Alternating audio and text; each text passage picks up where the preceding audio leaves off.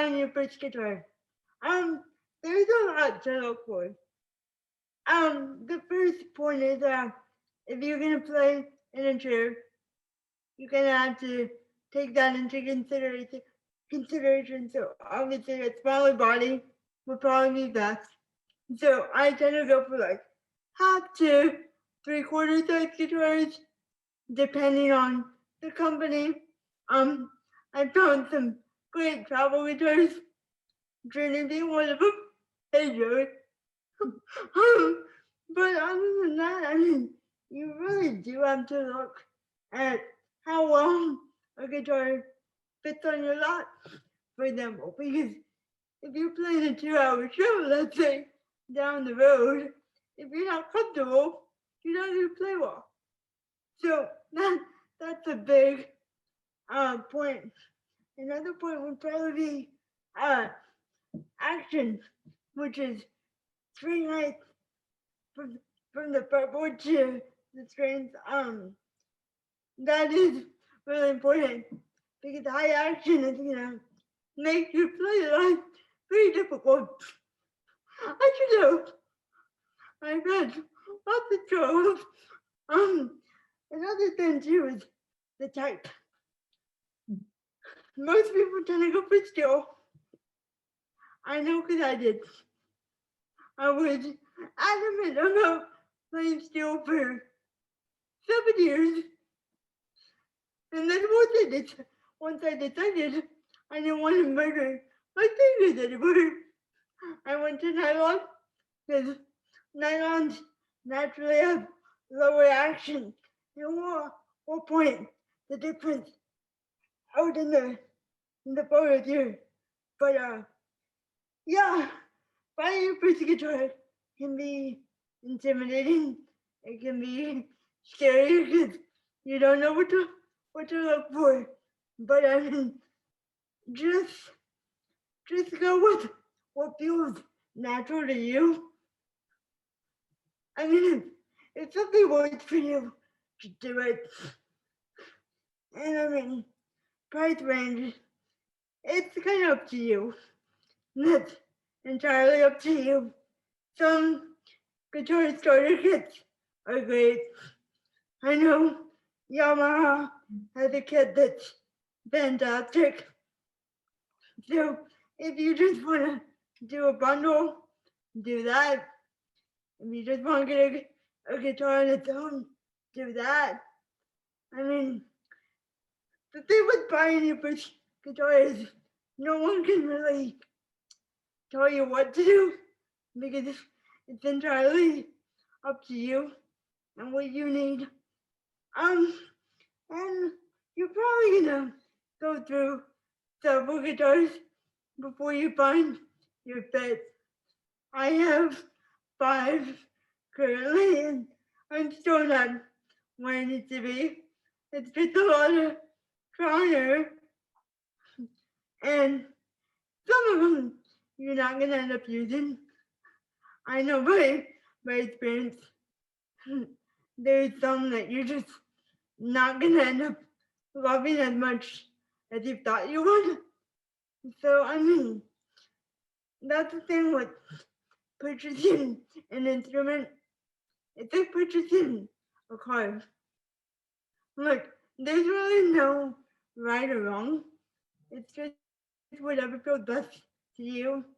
Like I said, we'll put up the differences here in a sec. But it kind of depends on what you can do physically too. If you have more strength in your left hand than the average impaired individual, a steel might be best for you. If you're like me and you don't, a nylon might be the way to go for you. It just depends. And my biggest advice is to go into a shop and just try out a few. Just test one a few. I know I spent about 2 hours at a guitar center one day. Just test driving guitars pretty much.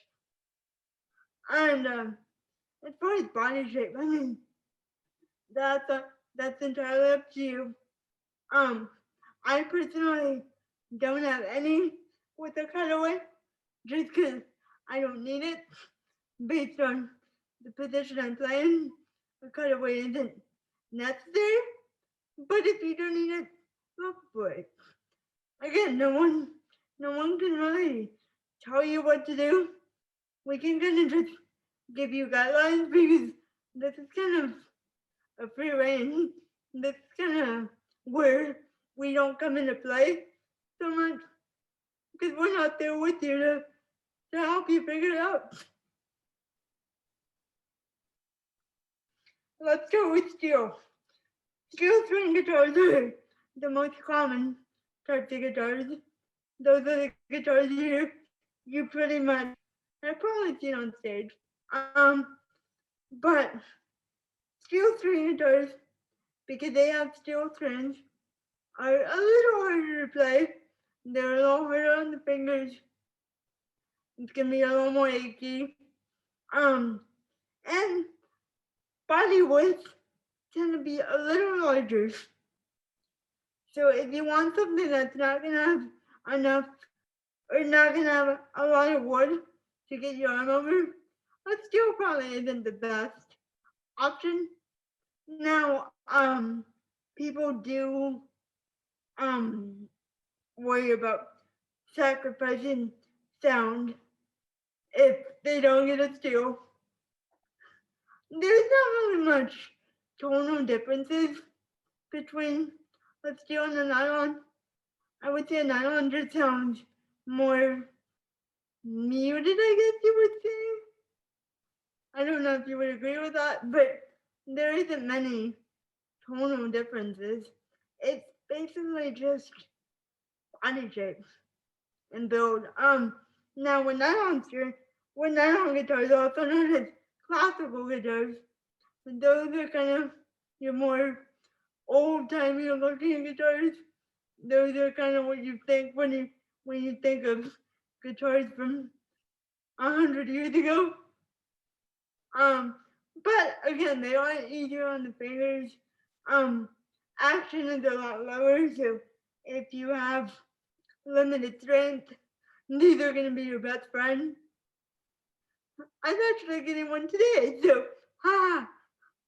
Um, but yeah, so if you have limited strength, a nylon is probably gonna be the way to go for you. They also tend to be a little smaller, so it's nicer on your lap.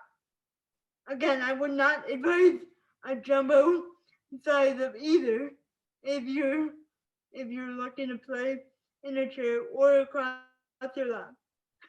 I would not advise the jumbo because that would just be crazy. You wouldn't be able to be seen if you did a jumbo. I know I wouldn't.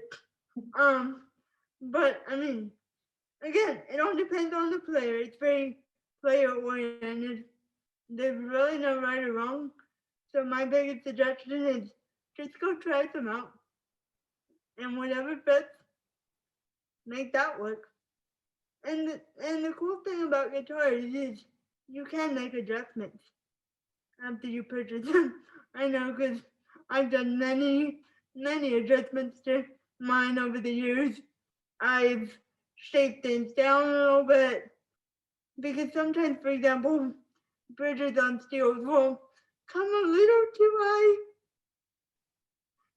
and so I've had to shave that down a bit on a few of my guitars. So that's what's good about guitars is you can make adjustments. It's not like once you buy it, that's the way it is, and that's the way it needs to stay. You can easily find a repair shop or a luthier to make those adjustments for you if you're not comfortable doing them on your own yet, which I don't recommend. If you're just a beginner, don't go shaking things down on your own. It's not even uncomfortable doing it some of you though. So I wouldn't recommend doing it as a fresh beginner. It needs to be someone that knows what they're doing because if you shake things down too much, that could cause buzzing, which is not only annoying but unpleasant to listen to. And if your guitar is unplugged, guess what? It's gonna make you play it less. So yeah, I think that's everything for buying your first guitar. There's not really much more to add because, like like I've said about 4 times, so it's very player based. There's no right or wrong. There's no you should do this instead of that. It's very what works for you. And I mean, ultimately, it might take you a while. I'm not saying you're gonna find a guitar on your first trip, because that's very rare when that happens. And don't jump in a tent right away. If you're not 1,000% confident about a guitar, don't jump into it. Just because you want to start. Do your research. Test drive some. Do some body type research. See what'll work best for you, and then go ahead and make the investment. Because playing an instrument is a big investment. It does take time and consideration. It's not like, oh, this was pretty, which that does have have a little bit to do with it. I'm not gonna say that because again, like we said, if it isn't visually appealing, you're not gonna want to pick it up. But don't base your decision off how pretty a guitar is. I know because I've done it, and sometimes the prettiest guitars do not work out. Like that's just how things go. I, for example, have one standard full body acoustic that I don't really play because playing on my lap, a full body acoustic just doesn't work too well. I end up shooting it off my lap. So yeah, so I mean it really has to be very considerate to your physical needs as well, not just your musical needs. And I mean, as far as holding your neck in place, if you are going to play on your lap, use a bar stool, use any type of table you can think of for now until you end up building something like I have, which we're hoping to mass produce soon. So people won't have to use stools anymore. But I personally used a stool for about 4 years or so before we built the stand. And don't get me wrong, it's gonna get annoying having a stool in the way. I can't tell you how many times I banged into the stool. Ah, it was a fun time, but you'll figure out your setup as you go. I mean, no one can tell you what to do. People can guide you, of course, but no one can definitively tell you your setup but you. Because you're the only one that knows your body. You're the only one that knows what's gonna work and what's not. You're the only one that knows if a lightweight guitar is gonna end up flying off your lap. Because there's a fine balance between having something lightweight, but having something with enough weight so it doesn't move around. And I mean, playing on my lap, I've done a lot of experimenting because there are guitars that are really heavy to the point that you can't play them for very long because you just can't stand them being on your lap for too long. So it's a very fine balance between having something that's not gonna fly off your lap but still gonna be comfortable to play. And if you have one little issue with the guitar, don't buy it. Because I can promise you that one issue is gonna turn into 50 once you bring it up. So, you might be thinking, well, when do I get acoustic or electric? Well, acoustic is easier because you can just grab and go. You don't really need to do the whole setup situation. But electric is, they are thinner, and we'll put up some comparisons here. But they are thinner, so you do have less wood to get over. But again, they do tend to be heavier. You do have a cable to worry about, unless you have one of those fancy Bluetooth transmitters that make sound that I don't even have yet. Um, so you do have a cable to worry about, especially if you play in a tree that could be very hazardous. I know, because I've almost ran over a cable a few times. um, yeah, but the main differences are obviously sound, body type. Um, you can do much cooler stuff on an electric. I will give it that. You can you can do a wider range of techniques, but also the frets tend to be closer together. So you don't really have much room to there's not much room for error with an electric.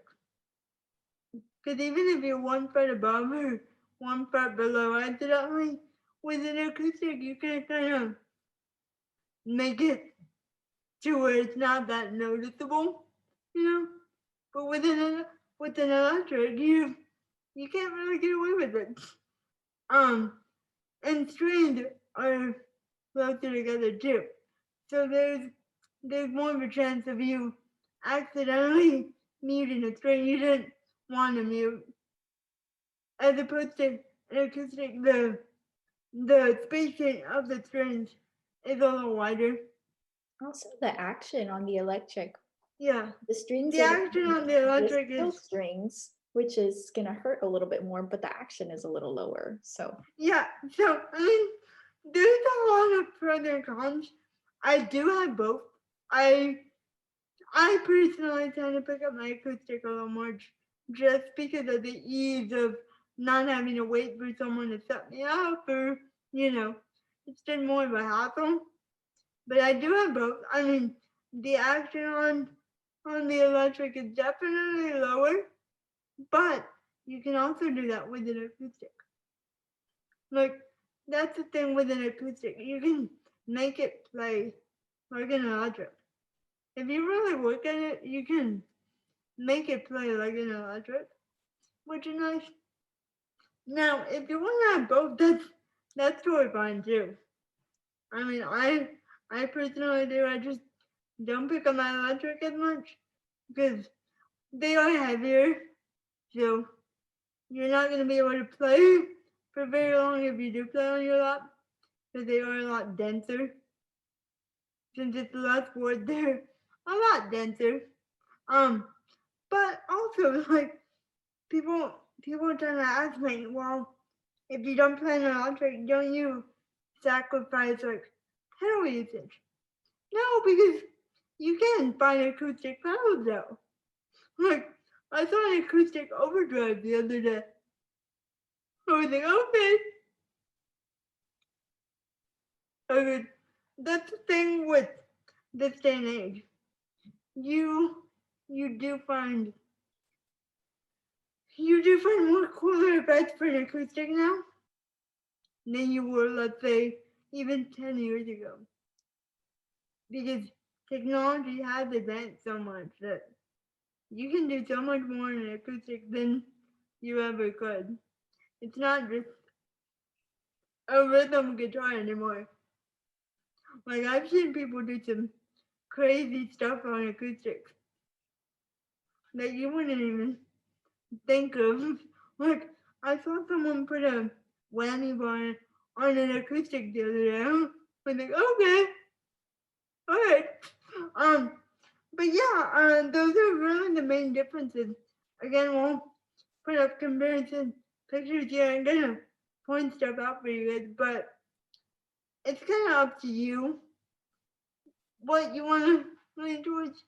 Again, if you don't want a big setup ordeal, go for an acoustic. But if you really, don't want to sacrifice that electric tone. If you want to go for more rock style stuff, then definitely go for the electric. Again, I have both. I love both. It just depends on what you're going for, pretty much. But as far as playing differences, that's pretty much it. The only thing I would advise with an electric is if you can't do knobs, either find an extension or just have someone do knobs for you, which kind of defeats the purpose. But if that's what needs to happen, go for it. Because I feel like knobs on an electric are super small. Like, I don't know if you feel that way, but to me, they are really small. So, as someone with fine motor issues, knobs are really my friend. So, what I tend to do, I tend to nudge them with my forearm, just because my forearm already sits there. So, I kind of just reach over with my forearm and do it that way. Because I know with my hand, it's going to take 5 minutes. So, if you don't want to spend 5 minutes just fixing your tone, just nudge it with your forearm, nudge it with whatever you can. Now, I do have a friend that has full-on extensions. They were made for a car, but he rigged them up to his guitar. So he has full-on extensions for his knobs, which is crazy cool. So if you didn't want to go that route, you could. I've also seen people do like strings around their knobs, like knitting string around their knobs to give them more leverage. But I also feel like that might be too small for some people. Like some people can't hold on to a piece of string. So again, like if you do want to play electric, you are gonna have to do a little more work to make it work. But it'll pay off once you get that grungy sound you want. I know in the course intro, we wanted something really grungy, and boy did we get it. Um, but uh, but yeah, that's pretty much it. I mean, it's entirely up to you. Again, there's not really much we can tell you. We can kind of just give you guidelines from experience. But yeah, let's move on to episode 2.